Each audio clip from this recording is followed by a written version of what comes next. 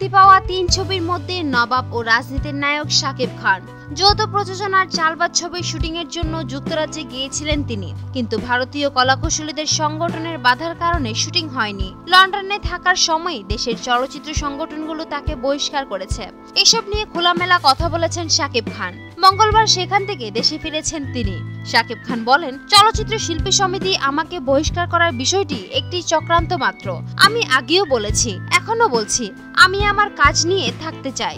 এসব বিষয় নিয়ে মাথা ঘামানোর সময় আমার নেই। আর আমি তো অন্যায় কিছু করিনি। নবাব ও রংবাজ করে দেশের ভাবমূর্তি উজ্জ্বল করেছি। আমাকে ষড়যন্ত্র করে বহিষ্কার করা হয়েছে।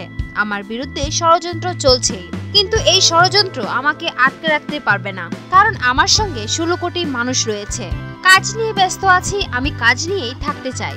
সুপ্রিয় দর্শক, বিনোদন জগতের আরো নিত্য নতুন খবর জানতে আমাদের চ্যানেলটি সাবস্ক্রাইব করতে ভুলবেন না। লাইক, কমেন্ট, শেয়ার করে আমাদের সঙ্গেই থাকুন। ধন্যবাদ।